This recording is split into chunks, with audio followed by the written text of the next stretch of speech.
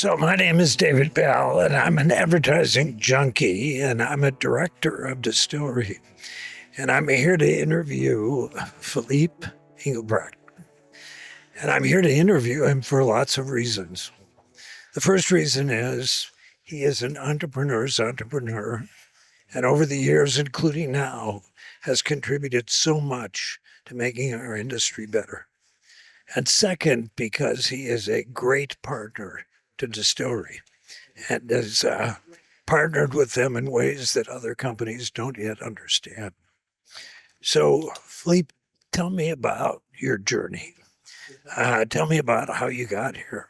Tell me about how you entered ad tech and how you found that you had the grit and the drive and the vision to be a successful entrepreneur. Well, first of all, you make me blush.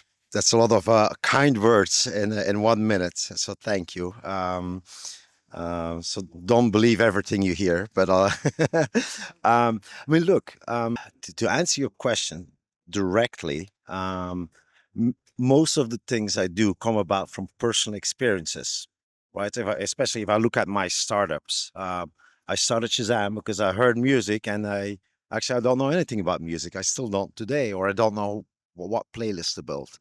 I was the founding member in TrueCar and ran the company for its first years because I was intimidated by the car dealer and the buying process. And when I was at TrueCar, we did TV advertising, and I was mortified of how that would go. And by the way, I was right about it. It all did go wrong, but it forced me to find a better mousetrap to up. And ultimately, that is the Tatari that we know today. And so that's the short answer. The drive, I think it's a little bit obsessive, right? It's like I just don't want to fail.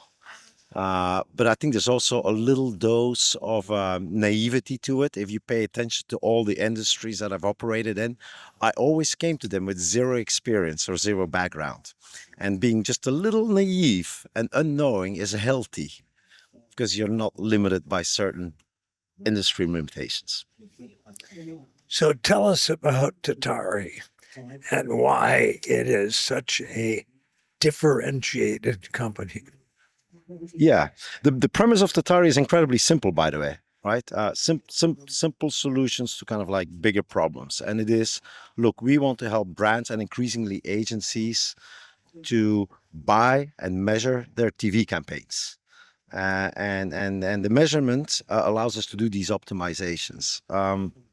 And so our differentiation plays out many ways. This would turn into a pitch, but ultimately we're one of the very few companies that looks at convergent TV, linear and streaming. We're one of the very few companies that focuses on outcomes, right? Not to what extent did my campaign land an audience, but to what extent did it drive a sale. We differentiate in how we execute the media. We favor direct media execution with publishers, not programmatic, and many other things. And so, look, it's been an incredible journey. We started with very small brands, right? Because these are the only brands that would talk to us. And many of these small brands, I know Spot and Tango, whoever it is, they have become big brands. Last year, we put 5 brands into the Super Bowl. And what we increasingly see is these big brands knocking at the door directly themselves. And it's been incredible. What's been the biggest barrier with the big agencies to understand the difference that you provide? Yeah, I think so. There's kind of like the big independents and the holdcos. So we actually don't work with the holdcos yet, and I believe that is going to change. I think good things take time, David. Rome wasn't built in a day either, and it is, I think, us continuously, consistently showing results, building a positive reputation that has caught the attention of the agencies, where they say like, hey, there's something special about your measurement. Can I tap into this? The way you execute media is different. Can I try that as well? And so it's a grassroots movement, my man. It's just like one at a time. Yeah. But it's, by the way, it is a very, I want to give you like a little insight. Till 6 months ago, we had one seller running around the industry without any product modification, trying to sell into agencies. And it's a he, and he got it to about 9% of our net revenue. It goes without saying that we kind of staffed up. We were underplaying our hand. So now we've got 5, 6 people in that vertical. And I think it's probably one of our most promising and definitely fastest growing today. Well, you're doing a great job of marketing. If I were the chairman of the outdoor jury, I would give you a Grand Prix for your beautiful outdoor board directly across from Trade Desk. Thank you. Yes, yes. It's I mean, look, it's of course it has a little dose of controversy in it by naming DSPs, has a dose of humor in it.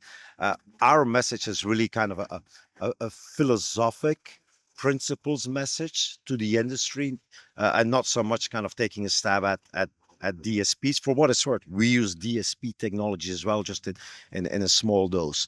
The observation that we have is that just really limited inventory or flagship premium programming is available via DSP technology.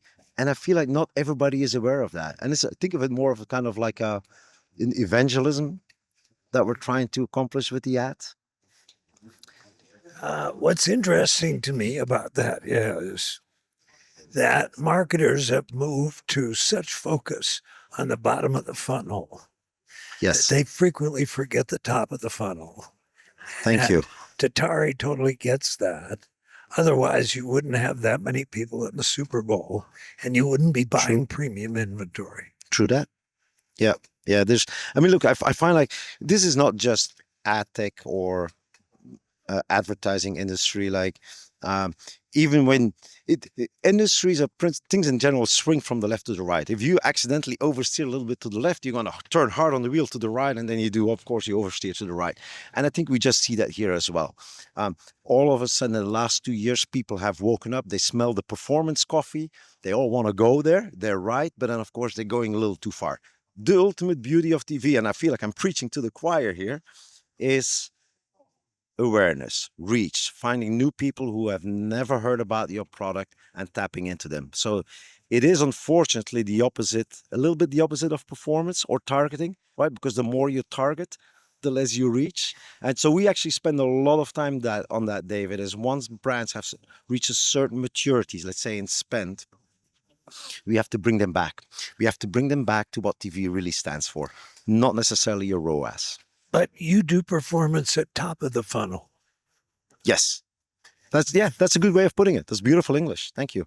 What's the biggest mistake you ever made in business, Philippe? I think being too cautious. There's certain things that I'm overly optimistic about, but then there's certain things where I call it underplayed my hands. And I think actually we just talked about an example. I mean, it's very small and tactical, right? But not ramping up in sales fast enough while the machine was running hot. I I could do better there. Always. That's a great lesson for the people that are going to listen. Yeah. Talk about boomerang. Boomerang, yes. Okay. Well, boomerang is these simple things with big problems. So boomerang essentially is technology with a dose of services in the lost and found space. It's a big problem because everybody loses something multiple times a year, or we find something and we actually do not know what to do with it, how to get it back to the owner. And so it is my vision, my dream that when any of us, anywhere, anybody in the world loses something, you just think of boomerang, the central place where you can report lost or found. Building, and then of course we kind of work out a transaction of getting the item back. Building consumer peer-to-peer platforms like that are very difficult and expensive. And so the hook for boomerang is that we build this technology and we license it to large companies like airlines or venues, airports, restaurants. So we help them outsource lost and found. And so we turn it from an operational nuisance into almost like a customer delight. And so, for example, if you as a family, you go to Universal Studios in Orlando and you lose your phone, Literally, you just report it automatically. We will tell you where it was found, where you can pick it up, and if you can't pick it up, it'll get shipped to you. We have found Rolexes. We have found $10,000 in cash. I mean, David, you can't believe it. But we got a long way to go. We're in the first minute of a 24-hour day. I think what's beautiful about the marketing plan is that when you get all those venues and Yes. places and companies using Boomerang, when you aggregate it, then consumers will start to use it. It's a network, and so we fantasize this dream where Boomerang follows you through your journey. You fly out from Narita, Tokyo, into London, and you take a cab into the city, and you go to a restaurant, and you lost your wallet, but you don't know where. Boomerang was on all these touch points, and will reconcile it back for you. That is my dream. What's next for Tatari? Because you've got new salespeople. Yeah. You're working hard on the agency piece. Yes. What's next on the product roadmap to take it to the next level? Yeah. Well, first of all, let's basic principles. We're fortunate. We're operating in a $90 billion market, and we still got a long way to go. To kind of, let's just imagine a double-digit percentage TAM, ownership of that TAM. We're also lucky because, in general, I mean, AI is very real.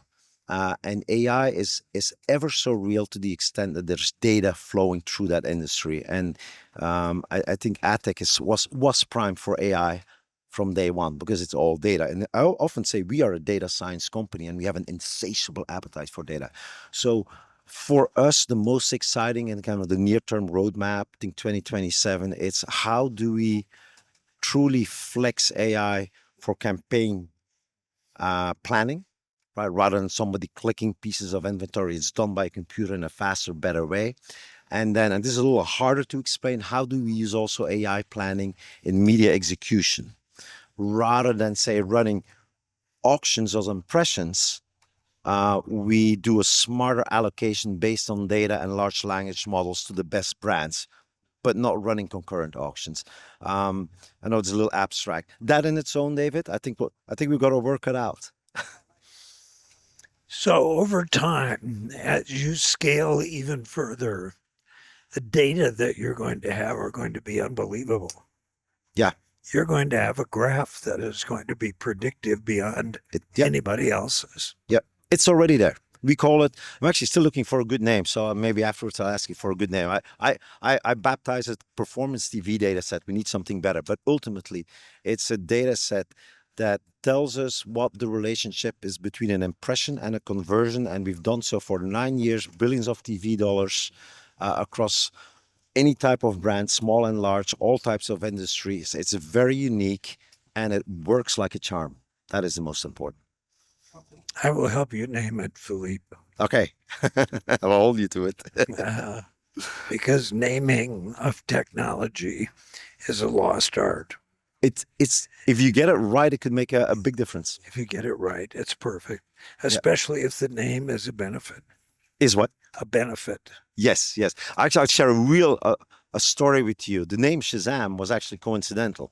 If I say Shazam now in the context of what this service does, it does feel like Shazam. Sudden, unexpected, like magic, extraordinary. But frankly speaking, David, it was just a code name that we came up with so that we could keep it under wraps and in stealth mode. We weren't smart enough, but we got lucky. And sometimes it's better to be lucky than good. No, it was a great name, but yeah. And you were saying earlier that the name endures with young people. Yes, I like that. The legacy of Shazam yes. still lives, which I don't think there are many tech companies that have come and done something where they've crossed generational lines. Yeah. I'm lucky, like my daughter still likes Shazam, and so do their friends. I remain relevant. We all want to remain relevant in life.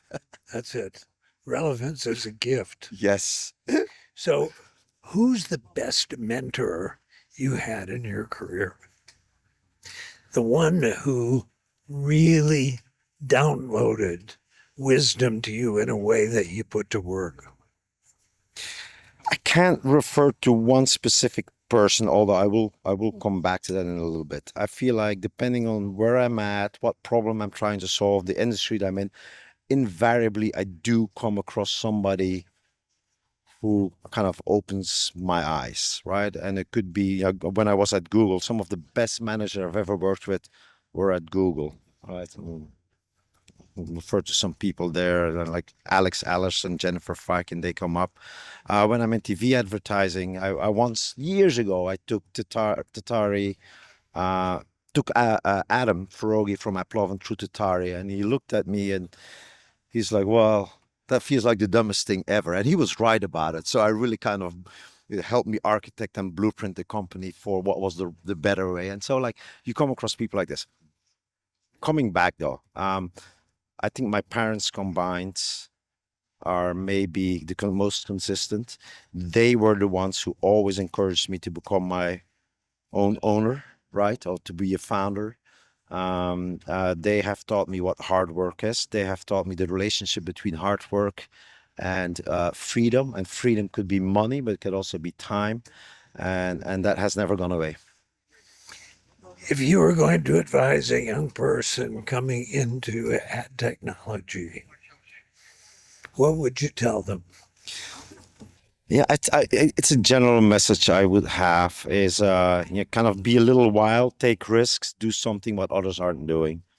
Um, it's almost like skate where the puck is going, and be unapologetic and secure about it. I know this is so vague and so broad, but I do think it applies. If you're a junior person and you come into a company, you're going to spend all your time being trained and taught what that company is expecting you to do.